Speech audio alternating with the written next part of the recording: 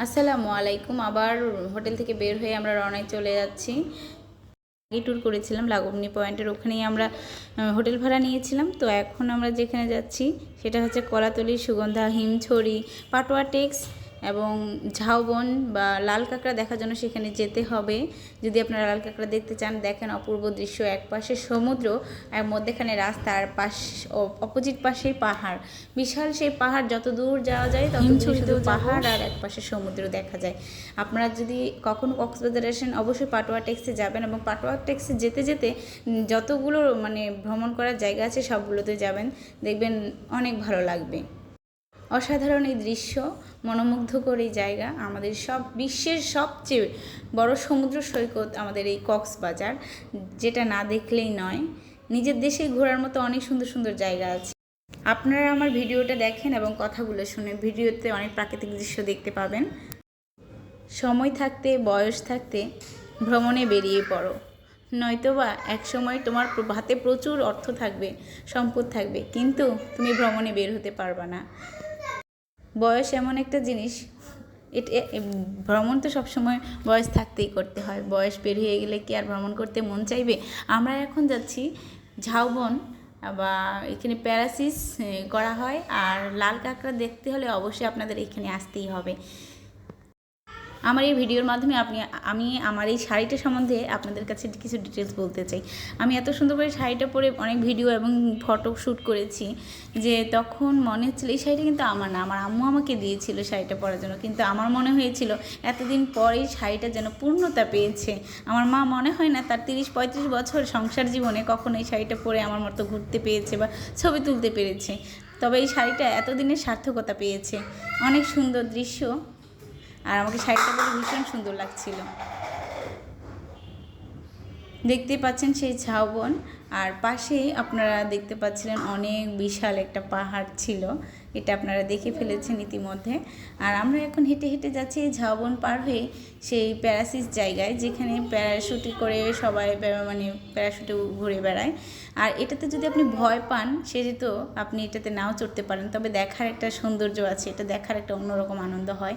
আর এখানে কিছু ছিল ঝাউবনের, এখানে কিছু ওই দড়ি বাঁধা দোলনা ছিল, সেগুলোতে বাচ্চারা খেলা যায় এবং আনন্দ করতে পারেন। আপনারাও ছবি টবি তুলতে পারেন, ভিডিও করতে পারেন। আর এই যে রাইডারগুলো দেখতেছেন, ওইগুলোতে চড়ে আপনারা লাল কাঁকড়া দেখতে যেতে পারেন। আর প্যারাসিস করতে গেলে অবশ্যই সেখানে দুইটা অপশন আছে, একটাতে 2000 টাকা টিকিট লাগবে, আর একটাতে 2500 টাকা। তো আপনারা যেটা সুবিধা মনে হয় সেটাতে চড়তে পারেন। ওখানে চড়তে গেলে অবশ্যই সাহস এবং অর্থ দুটারই প্রয়োজন হয়। সাহস না থাকলে আপনি কখনো এটাতে চড়তে যাবেন না। ছোটদের দোলনায় বড়রা চড়ে সুন্দর করে আনন্দ করতে পারেন, শুয়ে থেকে ভিডিও তুলতে পারেন, ছবি তুলতে পারেন। তারপরে এখান থেকে ঘোরাফেরা করে আমরা পাটোয়া টেক্সে চলে গেলাম।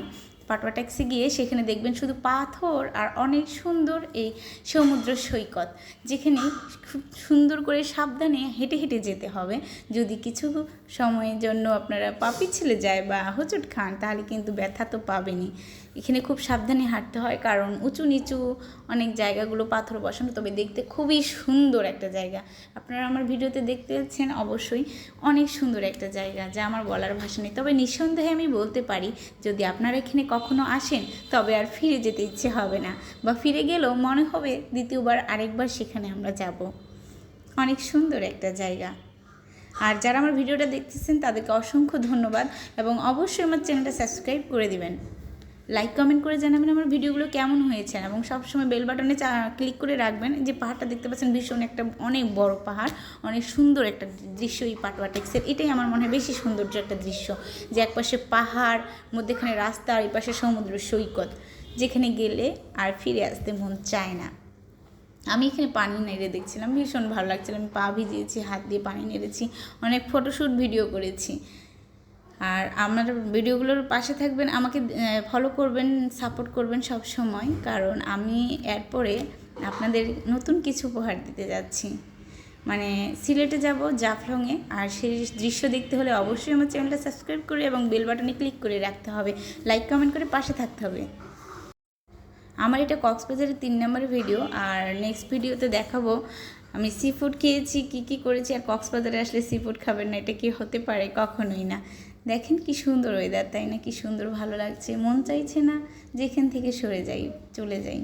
পানির মধ্যে হাঁটতে, পাথরের উপরে হাঁটতে ভীষণ ভালো লাগে। ওখানে বাচ্চারা কিছু খেলাধুলা করার অনেক কিছু খেলাধুলাও নিয়েছে। আমার সাথে আমার বেবিরাও ছিল, আমার হাজব্যান্ড ছিল। অনেক সুন্দর একটা দৃশ্য, যা আপনাদেরকে না দেখালে আমারই ভালো লাগতো না, তাই পুরো ভিডিওটা করে রেখেছি। এবং অনেক বড় হয়েছে হয়তো বা আমার ভয়েসে অনেকে বিরক্ত হচ্ছেন, কিন্তু ভিডিওটা দেখেন, অনেক ভালো লাগবে। এই হচ্ছে আমি আর আমার আম্মুর দেয়া সেই শাড়িটা, যা এতদিনে পূর্ণতা পেয়েছে। পাটুয়া টেক্সে ঘোরাফেরা শেষ করে আমরা এখন ইনানিতে চলে যাব। ইনানিতে এসেছিলাম সূর্য দেখতে। এখানে দেখার মতো কোনো কিছুই নেই। এক পাশে আছে সাম্পান নৌকা, প্রচুর সাম্পান নৌকা ছিল এক পাশে, আমি যদিও ভিডিওটাতে উঠাইনি। তবে আমরা ইনানি ছেড়ে আমরা এখন হিমছড়িতে চলে আসলাম। হিমছড়িতে এই গেট দিয়ে প্রবেশ করতে হয়। হিমছড়িতে গেলে আপনারা দেখতে পারবেন উঁচু উঁচু সেই পাহাড়, এবং পাহাড়ের নিচে আছে অনেক ধরনের দোকান। ওখানে কাপড়, জুতা এবং আচার, চকলেট, কসমেটিক, নেকলেস, যা লাগে সব কিছু প্রয়োজনীয় সামগ্রী সেখানে আছে। এবং নামাজ পড়ার জন্য সেখানে একটা সুন্দর মসজিদও আছে। এবং আপনারা যদি কেউ সেখানে গিয়ে ওয়াশরুমে যেতে চান, তাহলে অবশ্যই মসজিদের ভিতরে মহিলা পুরুষ দুজনের জন্য সুবিধা করে দেওয়া হয়েছে। আর সেই উঁচু পাহাড়ে সবাই সিঁড়ি বেয়ে অনেক উপরে উঠতে হয়। সেই গন্তব্যস্থলে যেখানে উঠলে সমুদ্র সৈকতের সেই বিশাল সমারোহ দেখা যায়, এবং সেখানে অনেকে কষ্ট করে উঠছিল, আমিও যদিও উঠিনি, ভীষণ হাঁপিয়ে পড়েছিলাম। আর সেই উঁচু পাহাড় থেকে এই সুন্দর এই সমুদ্র সৈকত অনুভব করার জন্য সবাই সেখানে যায়। কেমন লাগলো জানাবেন ভিডিওটা। সবাইকে অনেক অনেক ধন্যবাদ। আসসালামু আলাইকুম।